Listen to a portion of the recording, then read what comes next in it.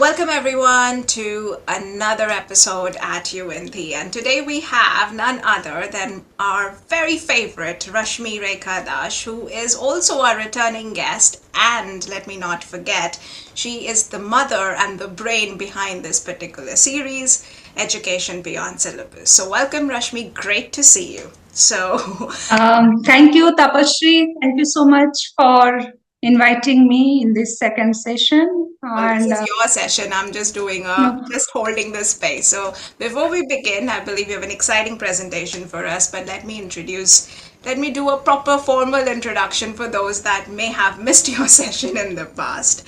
So Rashmi Rekha Dash is a teacher and researcher in history whose prime areas of interest are pedagogical interventions and curriculum framework in the context of teaching learning transactions in the senior secondary classrooms.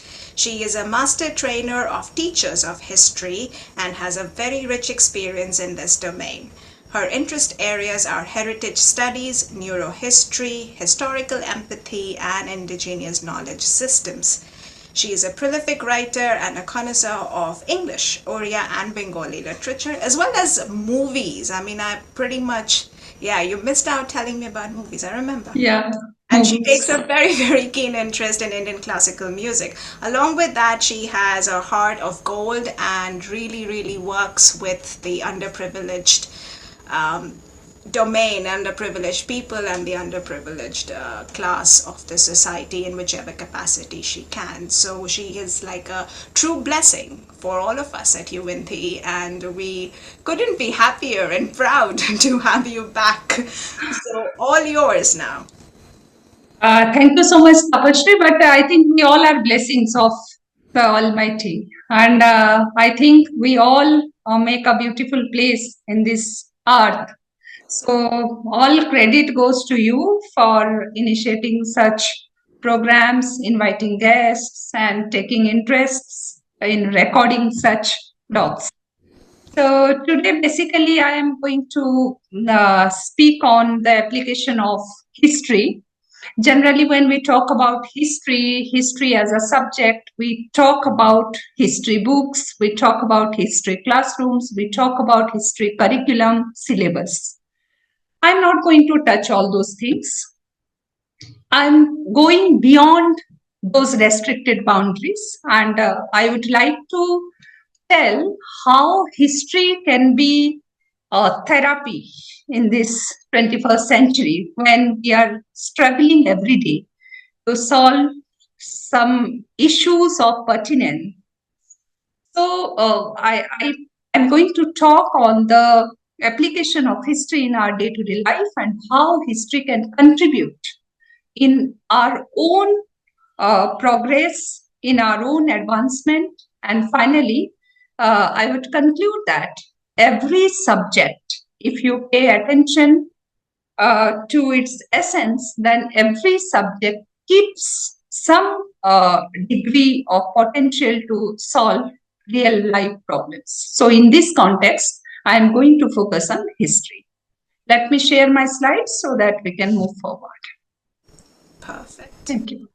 Also, while you're sharing, let me just rewind to the first time when we spoke about history. You mentioned something very interesting, which was like one doesn't need to really look into the history books as an inspiration. They can look into the historical lineage of their own family for instance. Right.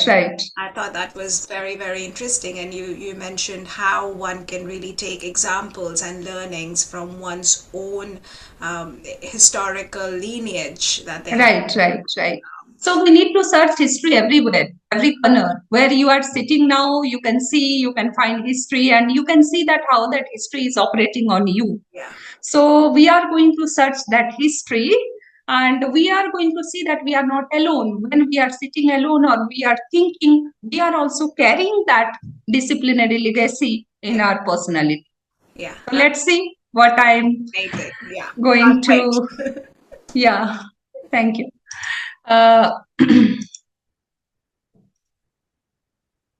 Is it visible, Tapashri? Yeah, it's perfectly visible. Thank you.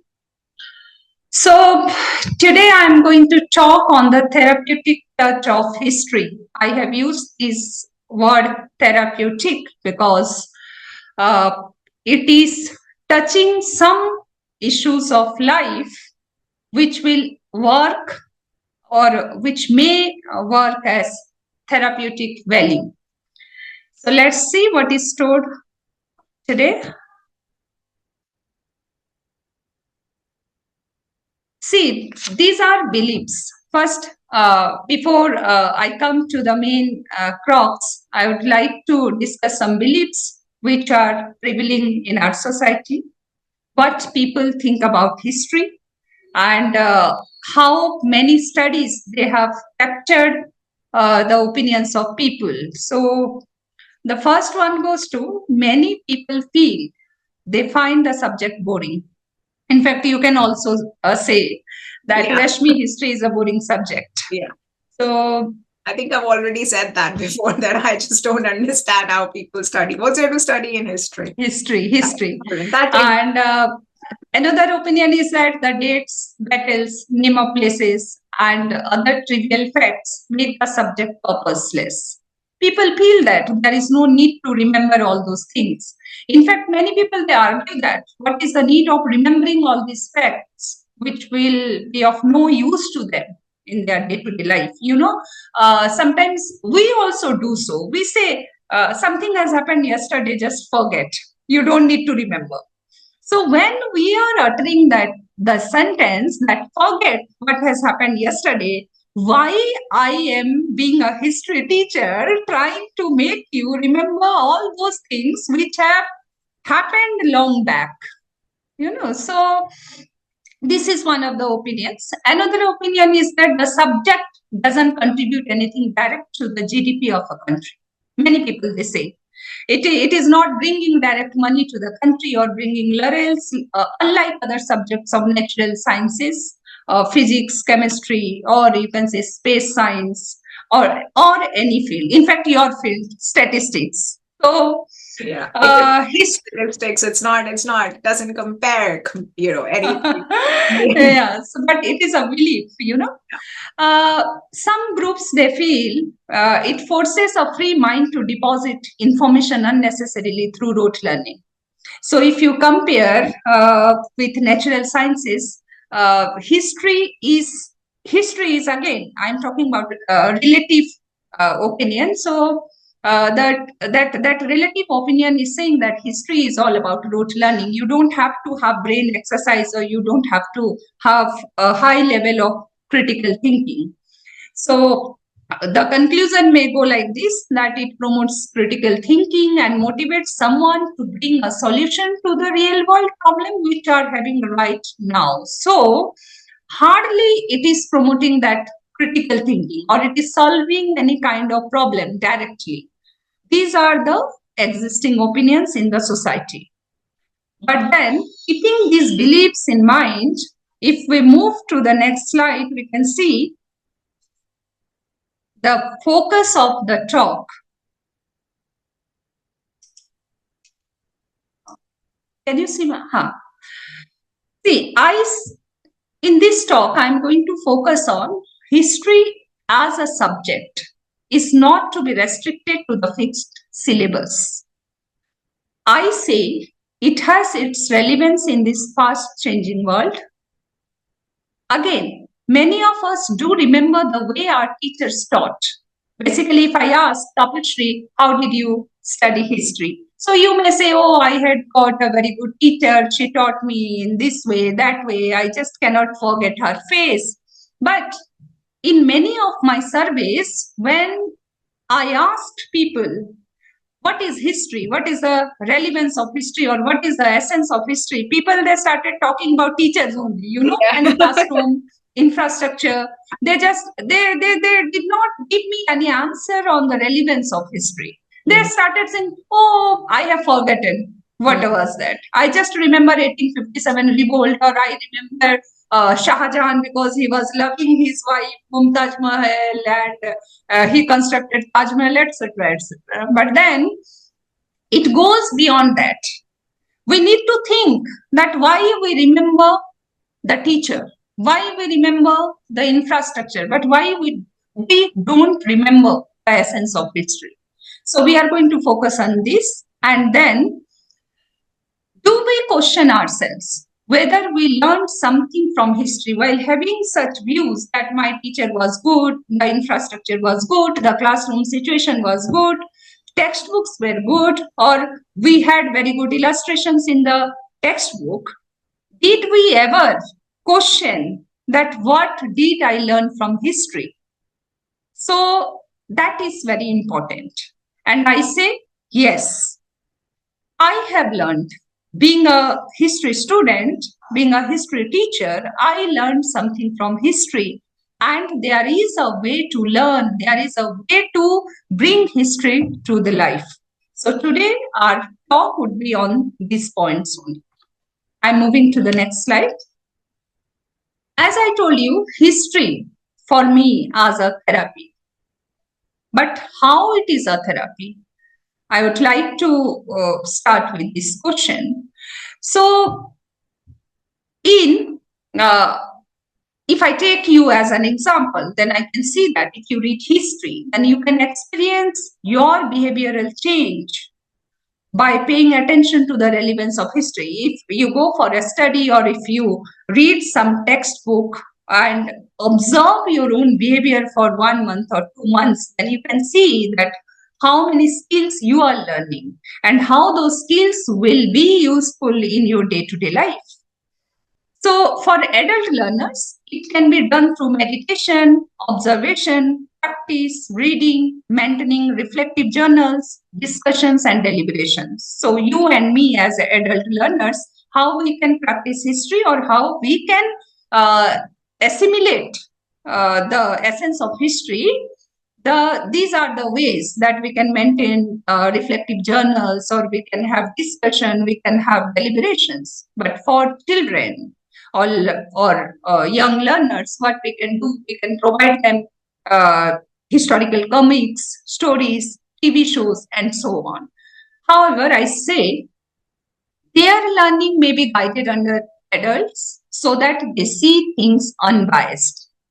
In history, when we study history, there is a high chance to have biased opinion if you are reading one interpretation or one opinion. So why I talked about adult guidance? Because an informed adult, not informed adult, knows how to present the content of history. Otherwise, it may definitely it may invite a havoc. A child will learn something violent or some violent behavior towards a particular group, and the child may act in future keeping his learning in mind. So in that case, we need proper guidance to children. So if we create such an ambience, then history can be used as a therapy. Then how? When we are saying history is a therapy, and I told you that we need to create an ambience. But then how we can go deeper to that ambience? How we can have that therapeutic touch of history with a deeper sense? So my slide is saying that it keeps the potential to prepare you as a resilient person.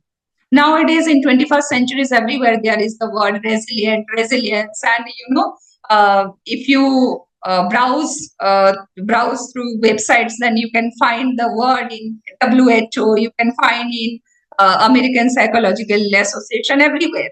So and when you are into depressive disorder or any kind of mental disorder, then if you go to the psychiatrist or psychologist, the person will tell you how to be resilient.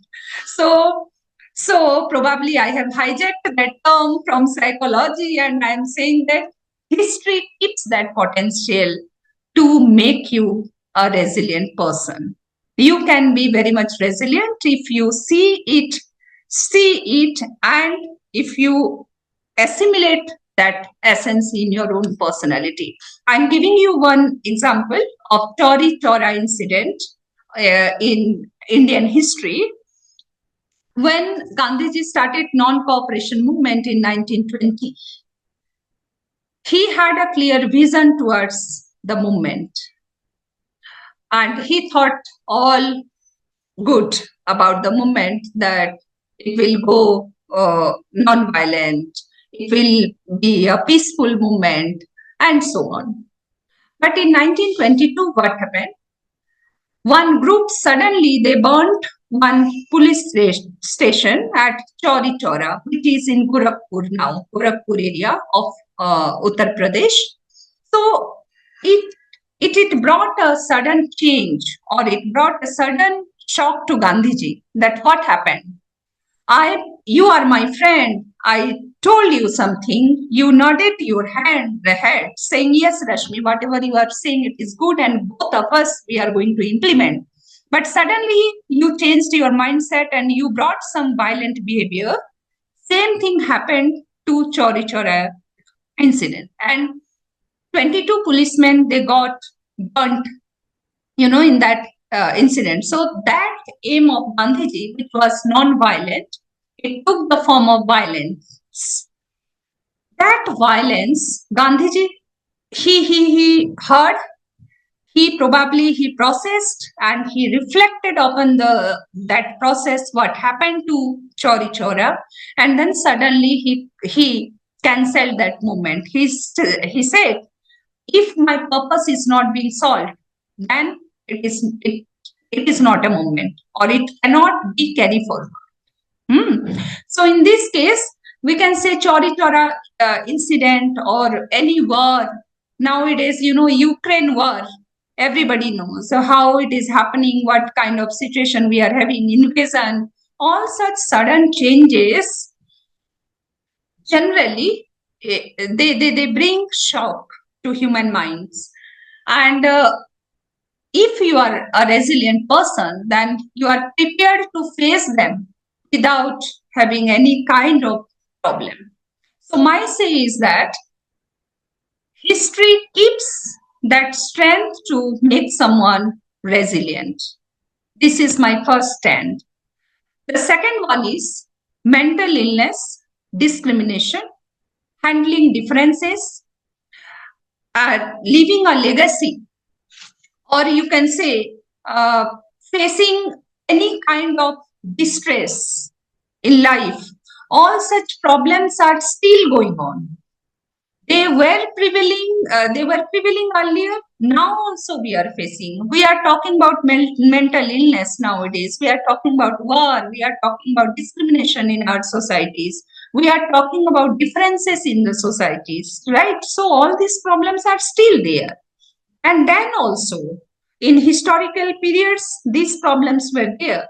But then how they handled those problems and how we are handling these problems, this makes a difference. And if we are going to study it properly, then what we can do, we can bring some models or good practices probably to this present period, and we can solve those issues. So you can say that history can be a medicine to present day problem.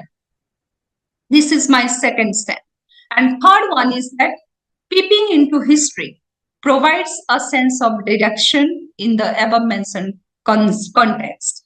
So when we are talking about so many issues, when we are talking about 21st century's problems, when we are talking about our own problems of life, if you are looking into history, if you are a practitioner of history, then those events and persons will give you a sense of direction.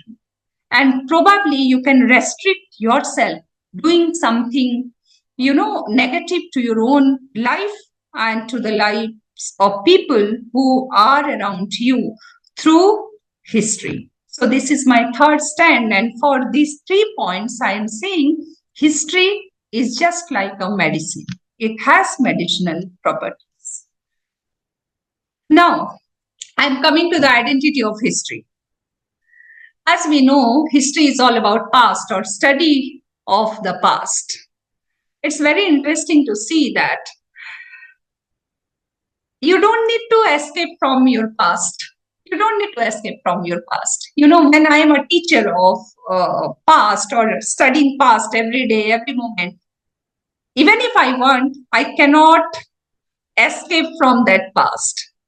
So once you are trained, then history prepares you to look back, to see your past with highest degree of courage.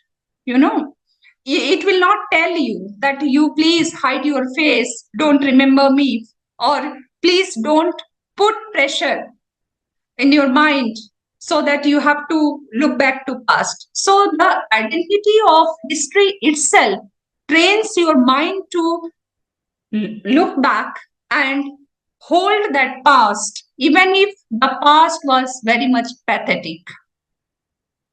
So it is not pushing you away from that past. This is how history is operating in our day-to-day life.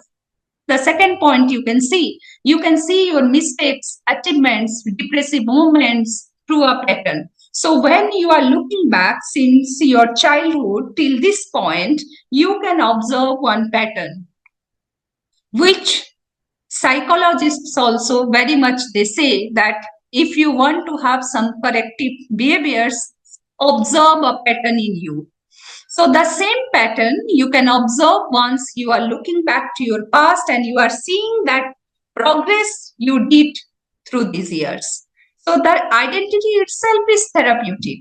It is touching you, it is giving you shock, but finally it is also saying, see, you were having shock, but you were having good moments also. So please remember those good moments. Move on. You don't need to commit suicide or you don't need to cry. So this is the power of history. And finally, you rightly pointed out, it gives you that courage that, sometimes you're like, oh, if I could do this, if I could survive that, I'm very confident I'll survive this. Right. I think that is something very interesting. It's like tapping into your own power. Ekdam. Yeah. And see, if I'm saying, Tapashri, you were wrong at that point. You did not do anything to your life. I am giving you some negative comments and you are saying, no, I did some good deeds also and I'm proud for that. So see, you are holding those positive strength in you. So history is like this. And finally, you learn to accept your past and then take corrective measures to have a better tomorrow. So here, Tapashri, you are not hiding your past. You are very much bold. You are robust that you have guts to hold your past, but you are having those corrective measures so that you can move forward also. So this is how history, again, it is a panacea to all problems. Then the second, in this point, in this slide, you can see that history is again and again, it is saying I am a medicine through this. You can see the most influential figures in Western art history. When we talk about Western art history, we talk about Van Gogh. So I may go to the exhibition, I may buy some paintings of Van Gogh, I talk great about Van Gogh, but then simultaneously I need to know that the person himself, he got inspired from Japanese paintings. He took inspiration from Japan. So here what I want to point out is that how Western and Eastern thinkings, they are meeting at one point. You know, how they are assimilating, how they are exchanging ideas. And the application you can see here, I have written that it is giving you values of assimilation, being assimilated to the situation. You are an Indian, you are staying outside, how you are assimilating in that culture. That is very important. It is giving you the power of tolerance, that you are yourself, you are holding your own value, but then simultaneously you are not negating anything. You are seeing somebody and you are very much tolerant, you are smiling. Then you are exchanging ideas with people. Your ideas from India, they are going abroad and they are being exchanged there. So you have that attitude of exchanging ideas. And then you are also having humbling experiences. Humbling experiences, what I meant is you are going there, you are not saying that I know something better than you. Rather, you are saying, no, I know something, I will learn something, and these two elements would be my achievement. So you are having humbling experiences. So from this Van Gogh example, I wanted to tell you that history keeps a vision towards assimilation, tolerance, exchange of ideas, which probably we need in this 21st century is very much. So from this, again, we are going to see how history can be connected to another issue, that is mental health, welfare, and at a larger stage, the welfare of the society and the welfare of the world. Everybody knows about emotional intelligence, So nowadays, even people, they go to therapists to take trainings how to enhance their EQ, not IQ, but EQ. And nowadays, many reports are there that people who are intelligent or their IQ level is very high, but if their EQ level is low, then they are not always successful in life. So emotional intelligence is a very, burning issue nowadays when it talks about personality development, when it talks about bringing social harmony to this world and so on. So probably when we talk about emotional intelligence, we talk about Daniel Goleman. You must have read his book and how it started in the Western world.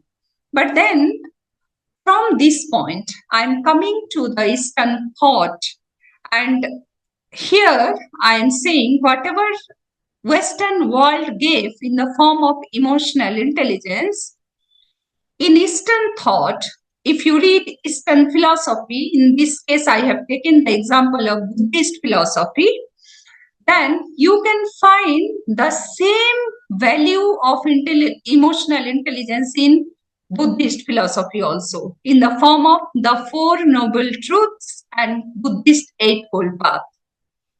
So, staying in India, if I am not trained in emotional intelligence or I have not read psychology, then also being a history teacher, being a student of philosophy, Indian philosophy or Eastern philosophy, I am keeping equal EQ without reading psychology. Well, I have inherited that EQ through my history or through my subject. So here again, I am showing the application of history, that how history can bring a meaning to the life and how history can go beyond that restricted boundary of syllabus, examination, or curriculum.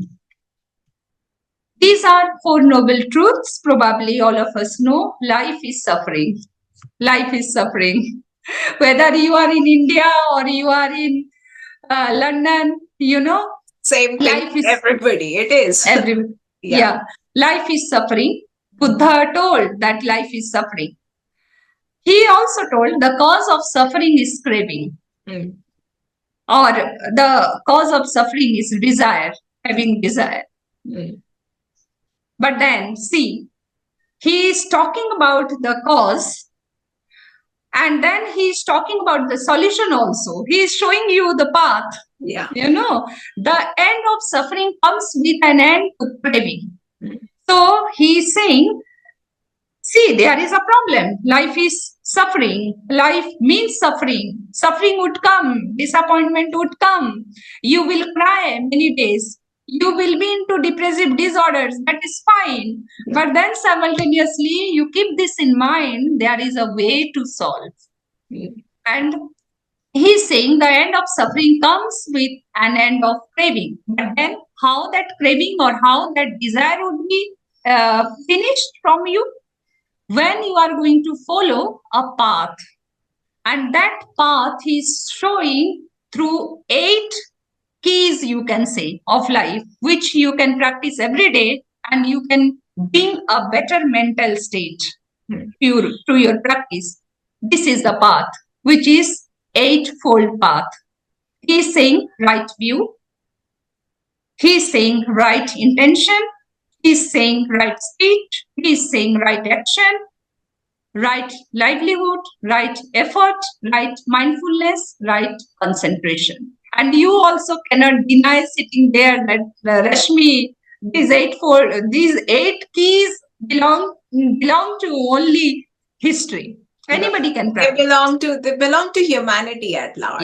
Yeah, exactly. So that's why I'm saying when you see history as a subject through your syllabi point of view or through curriculum framework, then definitely it has a narrow meaning. But then if you go beyond that, you can see how history is solving a great issue of the world.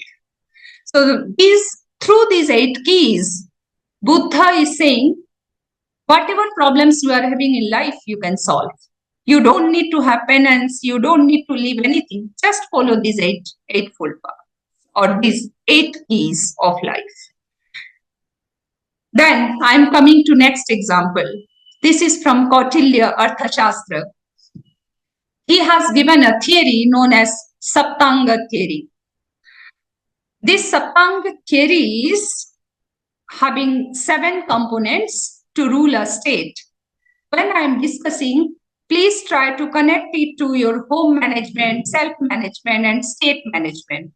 You can see how, or you can apply in your life by taking these 7 components and see how they will bring a change to your life. He's saying the first pillar of any kind of management is Swami, the king.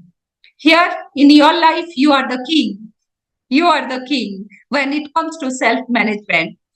He is saying second pillar is or second component is amatya or ministers. So these ministers, they rule the country, but in your life, ministers, they are your friends, your family members when it comes to your self-management domain. Third, he is talking about Janapada or the territory. So here he talks about the state, but again, if you are bringing this component to your life, then you see you are having a territory. Maybe you can interpret in this way. You are having a territory in your heart, your own territory in your mind, and you know how to manage that territory. He is saying you need a Durga or fortified capital. You need to protect your mind, your territory through proper protective system. So he is talking about a fortified capital. He is saying your territory should be protected. He is talking about kosher or treasury. And I think you will not deny if I say that we also need finances every day. Not the state. Most important. Nobody is going to, give it for free. It's like something, need to survive. So he is also talking about danda or justice. Justice or force means in order to have proper management, you need justice. And finally, he's saying every day, every moment, you need mitra or ally. So if I bring this component to my life, or if I try to associate this component to your life, then I will say that human being is a social animal. This theory is directly connected to this component, that you cannot stay alone. You always need a friend. You always need an ally to live a better life. So again, through this example, I would like to say history has a meaning to make your life better from one degree to another degree. Now, the most famous one in Indian context, Kabir and his Dohe. And Pothi Padpad Jagmua, पंडित भयानक होए, ढाई अक्षर प्रेम के, जो पढ़े सो पंडित होए. It's very famous. I have taken this doha from the pages of history book. If you see the meaning, then Kabir, then in 15th, 16th century, he is saying that Pothi Padpar Jagmua, Pandit Bhayanak, means whatever you read and read and read, but you cannot be a good person. But if you know Dhai Akshar Prem Ke, if you know how to love someone, then automatically you would be a Pandit or you would be an intellectual person. And I think history is not wrong here also. Absolutely correct. I can Yeah. vouch for that. Because you Yeah. have people coming with so much of knowledge of, like, the bookish knowledge, as you say. But then when you really come into being with another person, right? Right. The whole dynamics changes because that bookish knowledge is no longer, valid. I mean, Right. can't do anything with it, to be precise. It is a way, yeah, classroom knowledge is required for sure, but it is not something that teaches you anything about life. Yeah, definitely. And if I'm sitting with you, I'm talking to you, I'm smiling before you, somehow I'm carrying those words into me and I am exchanging my words with you. I am staying with you, I am sitting with you, I am talking with you. And if I have this doha in my mind, then my each neuron is checking me that Rashmi, you need to smile, you need to show utmost level of love to Taposhri. So Yes. this is how my action is being regulated by my trained mind through these words. Right? This is another example from Indian context or Indian history. You must have heard about Gargi Yagyavalkar debate and Kadambani Ganguly when it comes to modern Indian history. So Gargi Yagyavalkar debate, it's very famous. It's an Upanishadic debate when Gargi, she debated with Rishi Yagyavalkar. But then what I want to say through this example, I want to say when we are struggling for women education in 21st century, and we are talking about free mindset, when we are saying people are superstitious, people are locked in when it comes to their rational thinking, when we are saying people are conservative, they are orthodox, we talk about free mindset. We are talking about debating skills in 21st century to solve an issue. We are talking about women empowerment everywhere. We are talking about courage of women. You just pick any example from any country and you will find all these things are same. That every country wants women education, free mindset, debating skills, women empowerment, courage of ladies, indomitable willpower. And I think just recently we celebrated International Women's Day. And that day, people, they started writing many things on these points. So I'm saying if you look back and if you refer to these examples, then you will see how these ladies, they fought during their times. In the case of Gargi, I am talking about ancient India. And in the case of Kadambani Ganguly, I am talking about modern Indian history. She was the first lady doctor having Western medicine. And how her husband, Dwarkanath Ganguly, he helped Kadambini to achieve whatever she wanted in life. It is exemplary. So the message basically is that then also we had such ladies who put forward their voices and they kept indomitable willpower to bring a change to their life. So if I'm suffering in 21st century being a lady, for me, this is the lesson that, or this is a therapeutic touch of Kadambini Ganguly or Gargi, that Rashmi, if I could do, then you can do.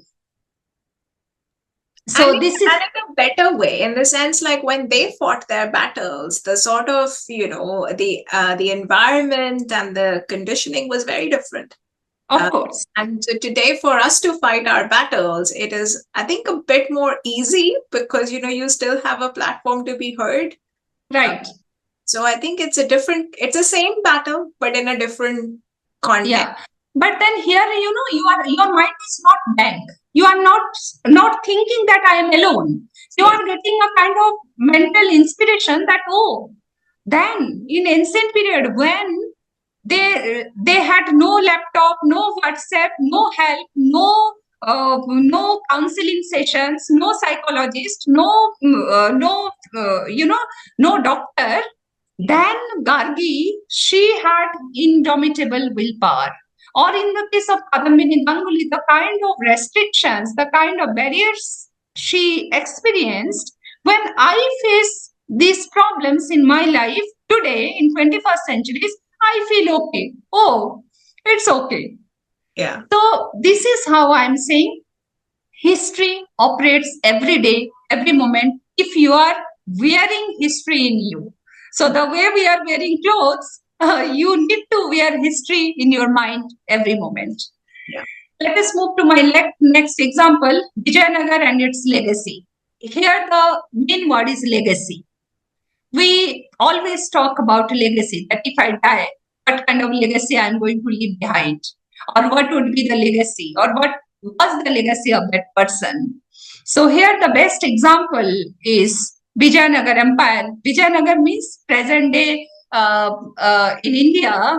There is a state, Karnataka. In Karnataka, Hampi, there is a place, Hampi. So in Hampi, if you go and see that their geographical landscape, then you will see that the place is very dry. They have tough geography now, and then also in 16th century they had very rough geography. They were facing severe water crisis. They were facing severe agricultural crisis because of the shortage of water. But then those kings, they were very much optimistic. They had wide water management system. They had tanks, and they made their livelihood meaningful, staying in this rough topography. And today, in 21st century, the same model has been taken by Bangalore governments to bring some, tanks, water management system in Bangalore and Karnataka region. So what I am saying is, when we talk about legacy, Vijayanagar is one of the best examples. We think in that direction, that if I die tomorrow, then what kind of legacy I am going to leave behind. So it is a kind of value system in me, the kind of value system I am going to develop in my life through this lesson of Vijayanagar.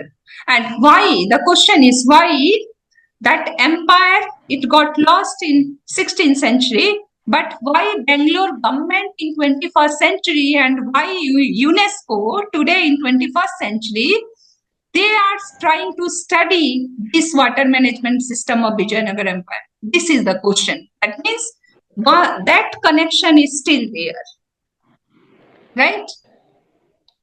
And finally, after so many examples from history, I am coming to some historical skills and the application of a particular skill to our day-to-day life. So when we talk about subjectivity, when we talk about history, we talk about subjectivity. History cannot be objective like physics, chemistry, or any other subject of natural sciences. It is subjectivity. But then how this subjectivity still can be applicable to my life or your life? Through a context. When I am talking about you before someone, I would be thinking about a context. I will take you as a single example. I will not pass any generalized statement that, oh, that person, that statistician did something and Tapashri did not do, means her knowledge is something, adulterated. I cannot say that because my subject, my training has taught me to see each individual through a proper context. So, this is how I am transferring that skill of history to my own personality, subjectivity. Second one is chronology. The best example we can give from Facebook. Oh, yeah. if you see your Facebook, then you can find various notifications that the particular day you opened your Facebook account, you visited this place, that place, and finally you are into the present. Yeah, the whole pattern is like put out in front of you, in front of your eyes. You can't escape it. So, yeah, exactly. And you can also feel good that, oh, I came up to this point. So, when we talk about history, when we talk about the training of history or historical knowledge, we talk about chronology. Chronology is very important to history as a discipline. But then I say this chronology can be a part of your day-to-day life. How? You can notice a pattern. I can see you as a person through a structure. I would see that, oh, past 10 years, Tapasri, she had done this. She is doing this work through a particular pattern. So if I see that chronology, then I am less to be a kind of judge to your life. I would see you, but then I would understand that there is no such good, bad definitions. I would say that your chronology or your structure is something which is talking about you as a person, as a structure. So I am seeing you as a whole through chronology. Next one is historical empathy. When we talk about history as a discipline, we talk about a skill, historical empathy.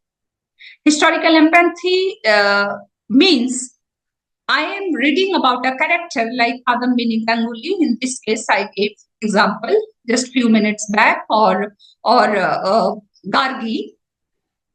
What I'm going to do is, if I am trained to have this historical empathy, then I will read about them, their debate, the incidents related to their lives, and I will try to understand the kind of situation they were having then, which you exactly told me, the kind of conditioning they were having. And I am not going to judge them. Though I am a powerful lady now. Why did she do like this? Because my context is different. My time is different. My space is different. They had different situations, so I'm not going to pass any kind of judgment that they were good or they were bad. Rather, what I'm going to do, I am going to develop a kind of perspective in my mind, and I would be showing empathy to them that, oh, according to their situation, they did this. So that historical empathy, when I am trained to have historical empathy, I am also bringing that skill to my day-to-day life. And while handling you or any other person, I am going to show the same level of empathy or empathy-related elements in my behavior towards you. So this is again the application of history, which is going beyond textbook or going beyond the restricted boundary of syllabus. Next one is historical research skills. When somebody is researching in history, the person is supposed to go by the primary documents. And this is very much apt now because we have a bad habit of, forwarding messages.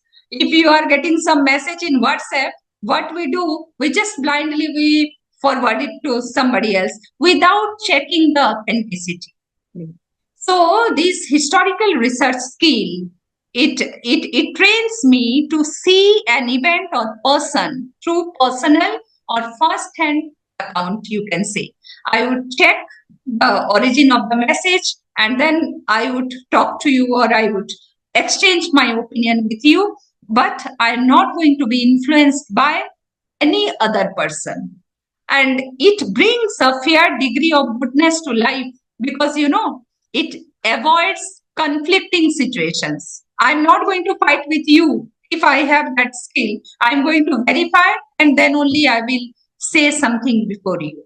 So this is how, again, history, it is working like a medicine. And last one is cause and consequences. Another skill we talk, that one cause leads to another. Like, you are smiling to me, I am smiling at you. I am returning that. So your smiling is leading to another cause. Okay, that is Rashmi smiling, and the outcome is we both are sharing a cordial relationship.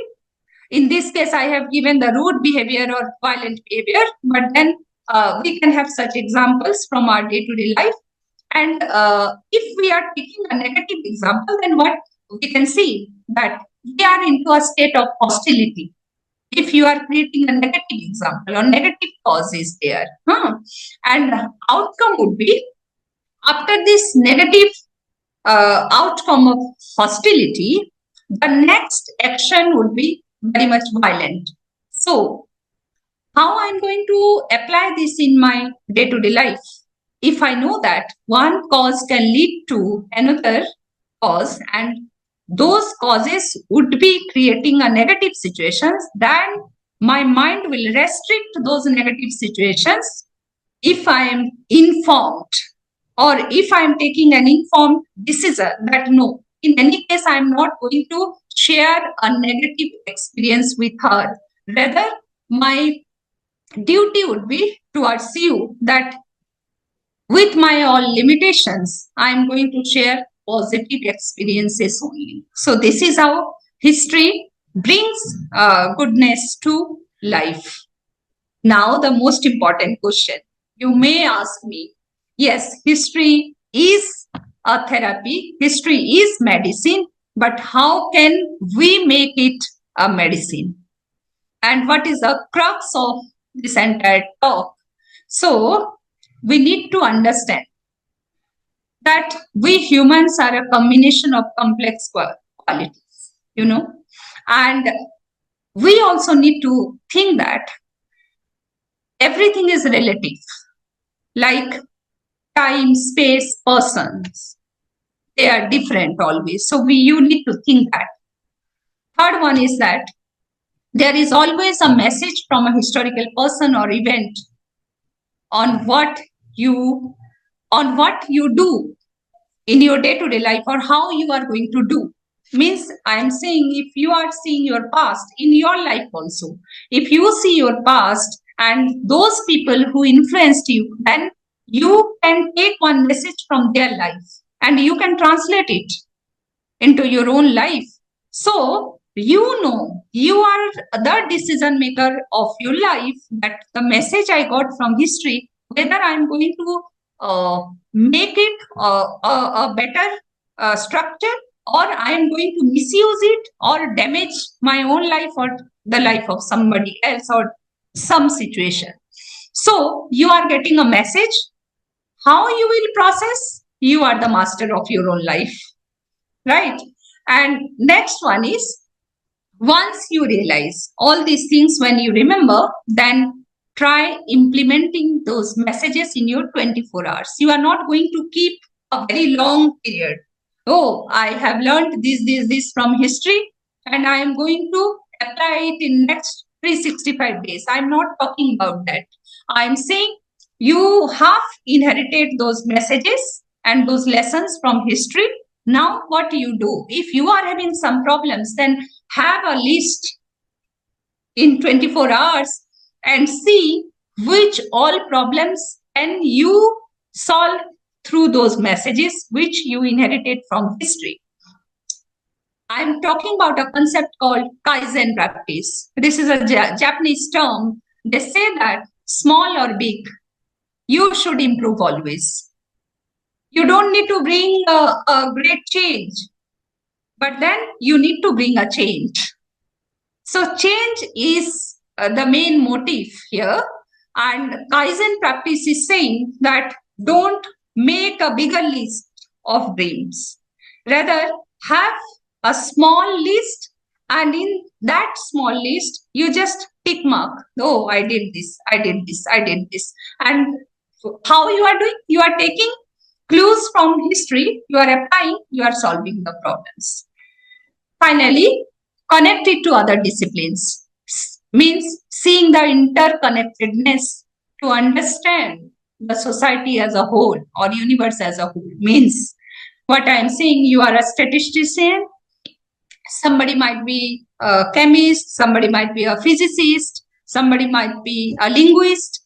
What I am going to do, I am not going to see my field as an isolated field. Rather, I am going to say that how my field will contribute to your field to my field, and how this interconnectedness will solve a day-to-day problem, or you can say how it will solve a crisis. I have given one example. You can see historians and psychologists and psychiatrists, they may work together to solve a crisis or mental disorder. They can bring Buddhist meditative practices, they can process, they can bring a new idea to help somebody somebody recovering from a mental crisis through emotional intelligence, IQ, EQ, and then Eastern philosophies, or this in this context Buddhist philosophy. So I am saying that interconnectedness is very important. I'm not going to see that physics is a different subject, or medical science is a different subject. Rather, I'm going to see that how medical science is connected to my subject, or how my subject is connected to medical science. Here, another value is also coming, Tapashri, that is the value of collaboration these days. Nowadays, we are talking about interdisciplinary studies, collaborative studies, sharing and caring, all good words are going on. So basically, if you decode this sentence of interconnectedness, then it is talking about these values, that how you need to collaborate every day. I want to exist, but I don't want to exist with myself only. I need to take you with me to exist in this world. So this is the meaning of the sentence. And finally, my concluding remarks. You notice things when you pay your attention. In 24 hours, many things are going on. Since morning to evening, many things are going on. You are meeting many people, many events are going on. But then you are noticing those things and you are bringing them to your mind when you are paying a right attention. You are paying attention. So what I am saying, history is there as a subject. History is bringing so many debates. Nowadays, you must have read so many debates are there related to history, history syllabus, history, what kind of content would be there in the textbooks, and so on and so forth. And it is going on everywhere. But then, when we are talking about history, it is happening that we are inclined towards only one thing, that is how history can, make the life of a child very easy by having more marks, or how it will solve a crisis related to examination. I say that may be one of the views, but that is not the view of life. I am saying the discipline goes beyond this established fact. And my second one is, let this domain of knowledge. The second point is talking that let this domain of knowledge be one of the expressions of this mighty universe where we are staying.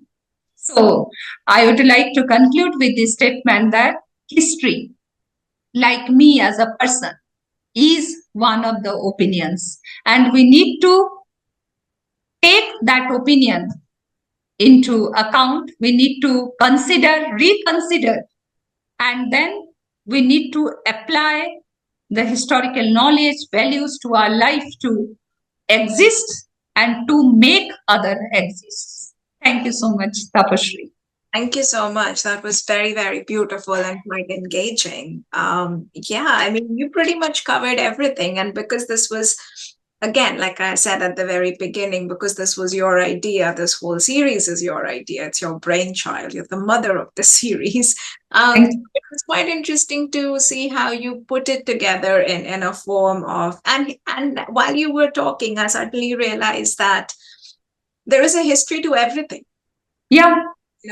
So like when you talk of this interconnectedness of the disciplines of the subject, it is pretty much also the interconnectedness of us as species. Of course. And yeah, knowledge, I mean, for majority of us, like when we were growing up, we looked at a particular subject as a means to earn a living, as a, like, okay, let me study this, I'm going to get a job and I'm going to earn. So I think that is sort of a traditional, or you would like to say like a chain of thought that humans naturally possess, that you become skilled in something and then that becomes your means to earn. But I think when you study or look at a subject for the love of it, just right, what right. is discipline giving me, what is fascinating, it might not be my means to earn, right. Of course. But what is it that is giving me? And I think that is when you sort of open up this whole knowledge box and open the discipline up to a completely different dimension where you feel like, oh my God, there's so much to learn. Like I remember when in school, I just knew about Jhansi, Rani of Jhansi, as the strong women and, like who fought and people around that. But as I grew older, I think, when I sort of started Dhi and, after chatting to you, I sort of figured out that Rani of Jhansi is not the one, just one woman in isolation. Right. In so many, Rani Durgavati and, so many of them. And you're like, why have I not really heard of them? Right. And the point is like today when you work through the work, not in my day job, but when I step out of my day job and when I look at the society and I see myself, it's like there are many, many icons like that who have been here, who have worked, similar to what we have struggled through our lives and, where we are trying to get to. They have done it. True. And it's a matter of like, okay, why did I not know of these people? Yeah. And, I don't know whether you have observed or not. Nowadays, I'm seeing more people who are into sciences or who are having other subjects. They study history out of interest, But then, surprisingly, if you tell them to take a career in history, they would say no. So I am seeing this interconnectedness in this world when everything is globalized. We need to have this more and more interconnectedness, degree of interconnectedness, and we need to have more and more interdisciplinary projects so that through discipline, see, when two disciplines are being interconnected, then two persons are also meeting. And that one, it is always better to be two than one. Yeah, absolutely. So, yeah. And that exchange of ideas, I think what I personally feel we lack as a society yet is like we see the interdisciplinary work within the streams that you mentioned, which are like a literally direct connection to career, Right. Those kind of disciplines. We do not see this amalgamation of, say, a history of yoga, for example. Right. Like, and then leading it into a career path and leading means of something. So I think if we crack that as a society, we will have a better, understanding of us as human beings and maybe a better. Of course. And it depends that what kind of, first thing is that what kind of personality you are having. It depends on your personality. It depends on your thinking process. And this is what I am stressing on, that the thinking process I want to develop, that thinking process can be developed through history also. Yeah. And it sounds like it I mean, to you, like, because I know you personally as well, I know what a deeper impact the subject has had on your life, Right. Right. fighter all the way. So I think you've done an excellent job of tapping into your own discipline, when you needed it the Right. most. Right. So I think Right. like a fascinating, piece that. Right. I being, if I talk about myself, I also faced many problems in my life, but I never knocked the door of any psychiatrist, or I never went into depression, or I never went into any particular kind of teaching. What I did, I went by the essence of my own subject. I just practiced, I observed, I brought it to my own personality, and I can say that if I can do, anybody can do. Yeah. No, not no, yeah. I mean, it is a kind of a training that we also need, Right.